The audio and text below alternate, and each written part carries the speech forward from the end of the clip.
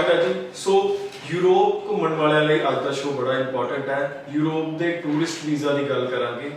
Europe ਕਿਹੜੀਆਂ ਚੀਜ਼ਾਂ ਦੇਖਦਾ ਹੈ ਟੂਰਿਸਟ ਵੀਜ਼ਾ ਅਪਰੂਵ ਕਰਨ ਲੱਗੀ।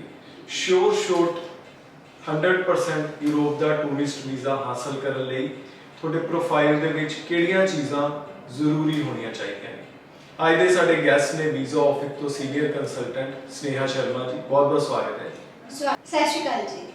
ਸੋ ਸਨੇਹਾ ਜੀ, यूरोप ਦਾ ਟੂਰਿਸਟ ਵੀਜ਼ਾ ਸ਼ੋਰਟ ਇਨਸ਼ੋਰ ਕਰਨਾ ਹੋਵੇ, ਪ੍ਰੋਫਾਈਲ ਦੇ ਵਿੱਚ ਕਿਹੜੇ ਐਲੀਮੈਂਟ ਨੇ ਜਿਹੜੇ ਹੋਣੇ ਬਹੁਤ ਜ਼ਰੂਰੀ ਨੇ?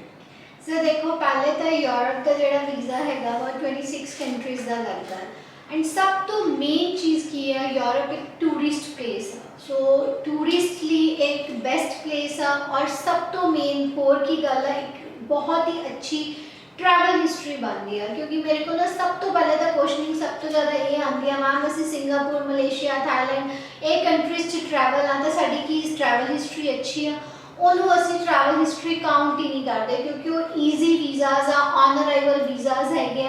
सो अगर तुसी कल USA कैनेडा करना चाहते हो अप्लाई तो यूरोप की पहले ट्रैवल हिस्ट्री तुहानू बहुत मैटर करती है।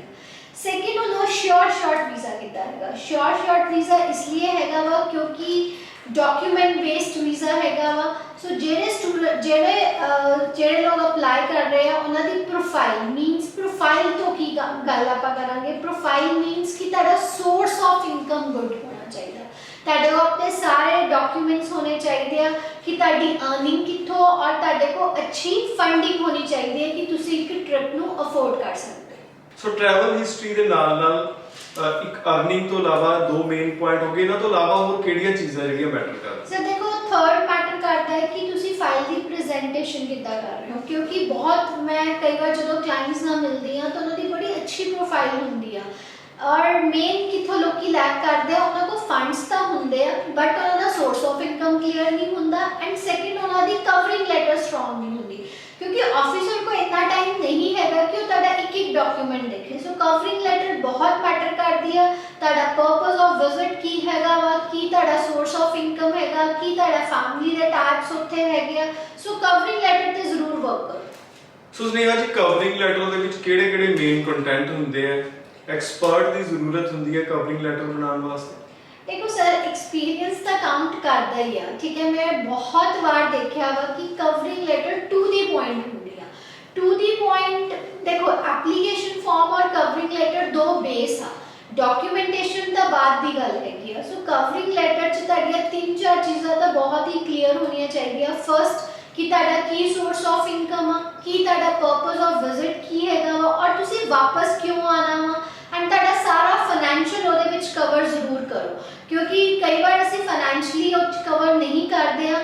आई थिंक कि ऑफिसर तारी एक स्टेटमेंट नहीं देखता वा। सो अपनी कवरिंग लेटर स्ट्रॉन्ग रखो एंड अपने डॉक्यूमेंट्स की अच्छी तरह नाल टैगिंग करो क्योंकि ये जिहड़ा यूरोप का वीज़ा हैगा ना, ये डिपेंड करता है क्योंकि तुसी किहड़ी कंट्री नू जा रहे हो। अगर तुसी जर्मन की अपॉइंटमेंट दी है तो तुहानू जर्मन लैंड करना पएगा बट बाकी यूरोप भी तुसी घूम सकते हो। और हर अंबेसी की ना फाइल का अलग-अलग सिस्टम हैगा। इवन कि यूरोप की जिदा ऑस्ट्रिया हो गया, समहाउ कई बार इंटरव्यू भी आ जाती है। सो ऑस्ट्रिया मतलब यूरोप और यूके में दो इदां दी कंट्रीज कहनी है जिन्हां दा वीज़ा शॉर्ट हुंदा अगर असी गलत नहीं है। सो बहुत ध्यान दे नाल फाइल लगाओ, वीज़ा आंदा ही आंदा। सो जो प्लान कर रहे हो, कोई भी होर सलाह चाहते हो तो वीज़ा ऑफिस की टीम को कॉल कर सकते हो। बहुत बहुत धन्यवाद। सत श्री अकाल जी।